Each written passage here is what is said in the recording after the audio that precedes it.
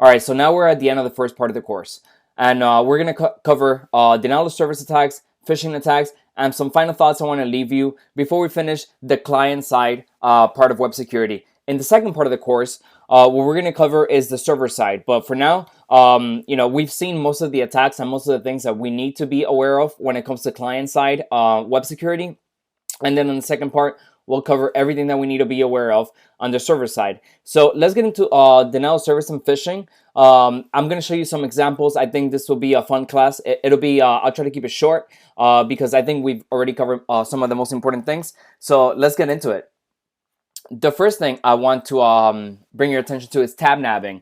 So I don't know if you ever heard of tabnabbing, but tabnabbing pretty much is, let's say you're on a forum or a message board or whatever, and an attacker posts a link. Now the link has this this property that says target blank, and I think we saw this before, but if you don't remember, target blank is what allows you to open up a new tab, right? So an attacker post this link, the link looks completely normal. That's not actually where the attack takes place, but it has this property that says target blank, and then the user, once they open it, they kind of go to this other page. So let me just show you what the example is first, and then I'm going to explain to you how it is that it happens. So let's open up that link.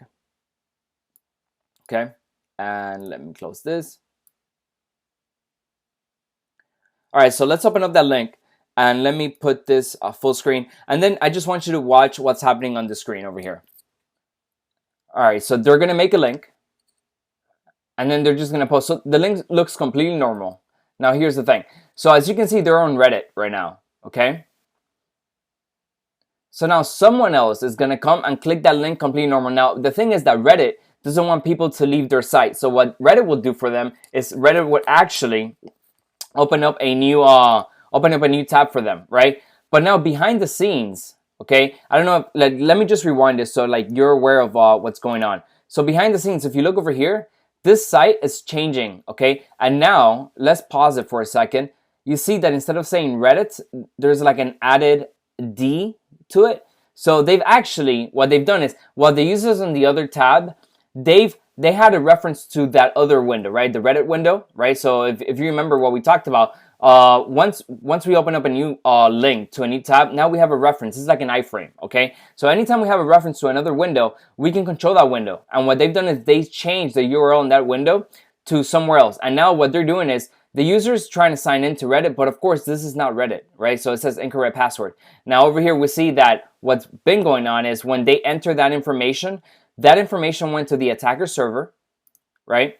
And now the attacker has that user's username and password. And again, this is very tricky, right? This is actually very hard. I would say if, this is an attack that, and I'm aware of these type of attacks, and this is something that would be very hard to catch even for someone like me, right? So this is what tabnabbing is. I just want to make you aware of it. It's a very difficult attack to catch, but again, it's out there, and I just wanted to show it to you so that you're aware and that we cover all our bases.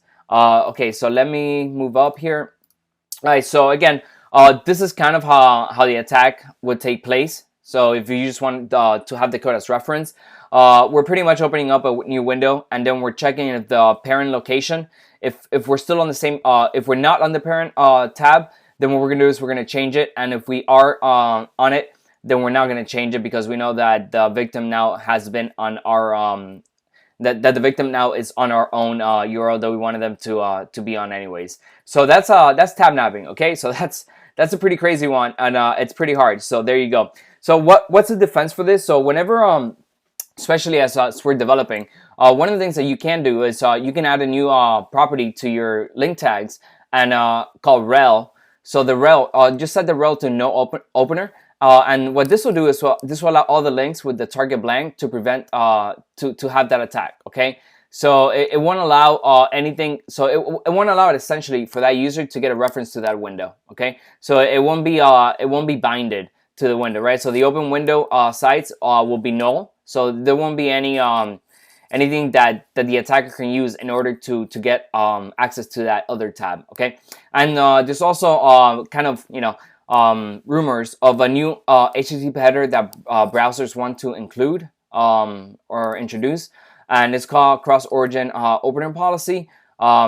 so again, I think, you know, we don't know when this is going to come online or if it is at all. But anyways, it's something that browsers have been talking about, including in the spec. You know, if it comes, great. If not, you know, it's a hard attack. And yeah, I just want to make you aware of it. Another thing I wanted to make you aware of it.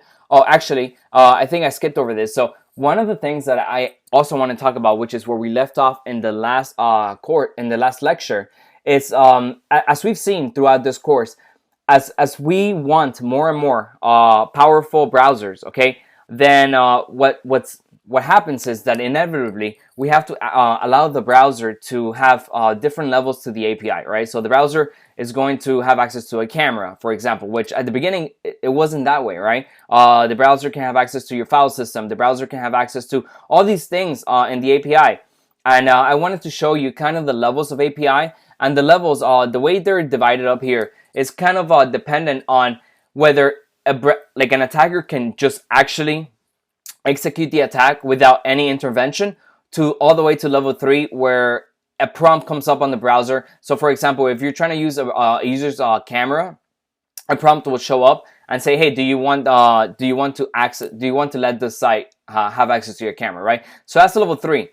Level 0 are all the attacks that can be implemented, or all the APIs that, okay, so let's not call them attacks, because these APIs, although they can be abused, that's not what they're meant for. So, but, you know, browsers have come to the realization that they do get abused. So depending on that, you know, they'll execute some type of prompt, or it'll take some type of user behavior in order for that part of the API to be to become active, right? So all level 0 APIs are APIs that kind of have no restrictions, right? The API can be used immediately without any behavior kind of on the user side, right? So these are DOM, CSS, window.move, file download. So yeah, I mean, that's a pretty crazy one, but pretty much anyone can download a file without you actually clicking on the download link. And there are good use cases for this, but anyways, that it's part of a level 0 API access.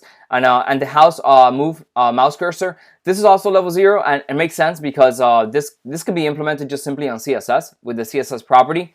But in any case, if someone hides like the cursor mouse, and then other attacks can be implemented because through JavaScript they can make a new cursor that looks like the old cursor, but it's not. It's being actually controlled by JavaScript, right? And then that's a way that an attack can be implemented.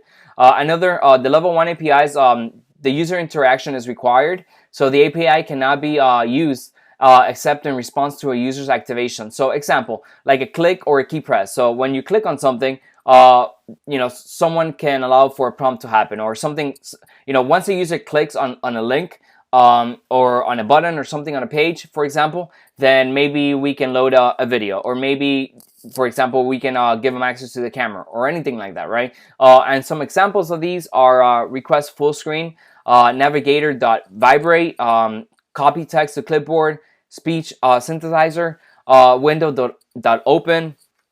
So all these kind of, again, it's still pretty low level, so it's not like it takes an incredible amount of user interaction, right? It's not like a prompt is going to show up in order for these APIs to become active, but it still like at least requires that the user moves the mouse or does something, right? Like they need to actually interact with the page themselves before the attack can even happen, or before this API can be engaged.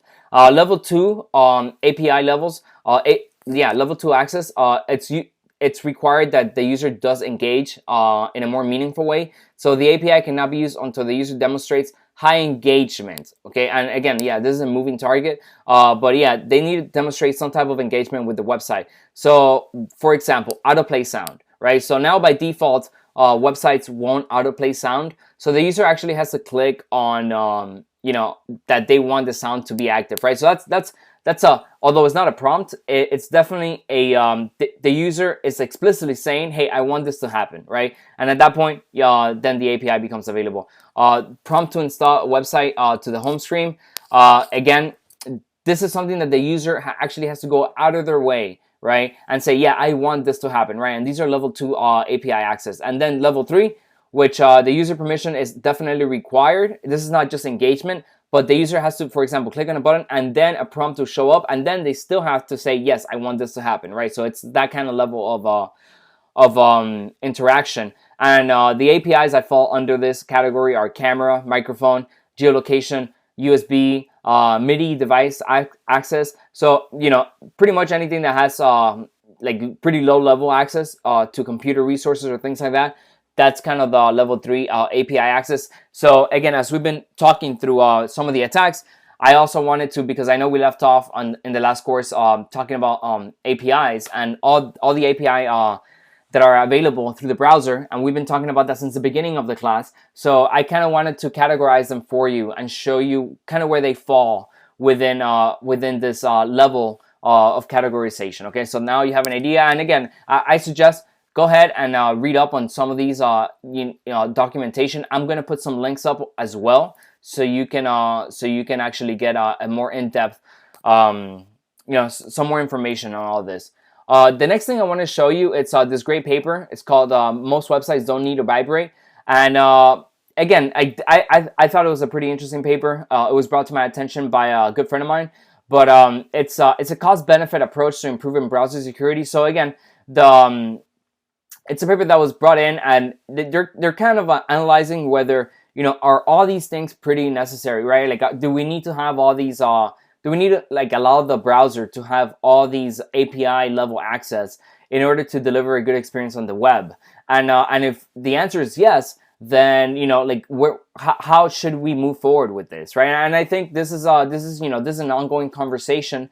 But it's something, especially if you're getting into security. I put a link up here for you to check out this paper. But if you're getting into security, and especially web security, read this paper. It's a pretty interesting read. It's a good read, and I think you get a lot out of it. And then one last thing I wanted to show you, which is a phishing example.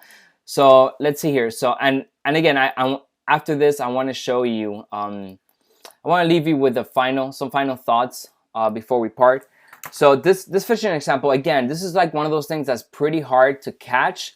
So let me just play this video and see if you guys can figure out what's going on here. All right.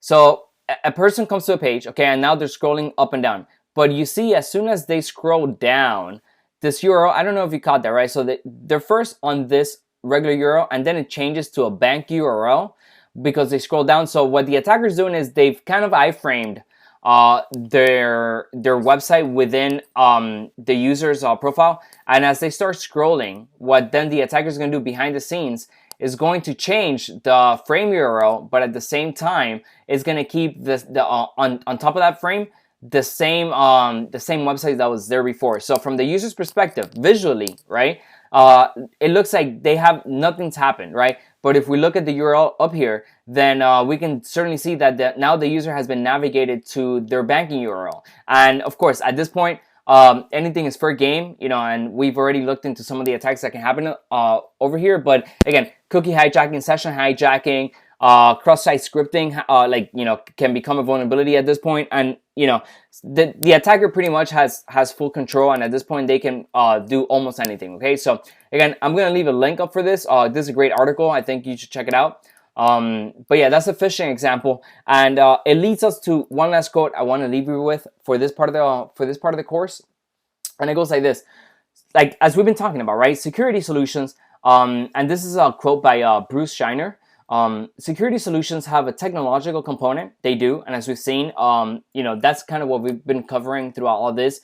What the attacks look like, how they're implemented, what are the defenses we can execute against them to cover ourselves and our users. But essentially, security is fundamentally a people problem, right? And that's, specifically, especially phishing really showcases this. That at the end of the day, anything can happen if an attacker can get access to not just a computer, right, but a user themselves, right? So it's people error that can sometimes cause the biggest vulnerabilities, and not so much the securities or the APIs that the browser might have or anything like that, right? So if a person makes a mistake, which usually it's what happens, that's where a lot of vulnerabilities are going to come in. And as you go further in your career as a pen tester and or as a developer, it's important to keep that in mind, right? Users are not predictable, okay? And no matter how much we want to make the web a safe place, the mere fact that at the end of the day, it's going to be users using the web and people using the web, then vulnerabilities are always going to be a presence. Okay, and it's my it's my belief that we shouldn't. It's not that we shouldn't work towards making a safer web. We should, but we should be very careful about how we think about this, right? Because at the end of the day, if we put ourselves in a position where the web becomes this place where nothing can be trusted, and we lose this ability to communicate and to communicate freely and to share resources. And I think the web is only getting better as time goes on. Although you can see that it does bring with it its own caveats. I think the benefits far outweigh any repercussions or any of the problems that we're seeing on the web. And again, that's just my belief. Anybody can have their own opinion. I just want to show you, and I just want to show you from my perspective what I think. And one more thing, thank you so much for watching the course up to this point. I hope you've gotten a good education. I hope you're I don't know where you were at the beginning, but I hope by now you at least have a good grasp of some of the attacks that are the most prevalent that you should defend against. And now that you have some of those skills, I think the second part of the course, you're also going to love it, which we're going to cover now all the server side part of web security. Okay, so thank you so much for watching up to this point. Please, leave me some feedback. If you have any, I'll try to come back, update the course as I get some feedback. But in any case, I hope you enjoyed it, and I'll see you on the next course. Take care.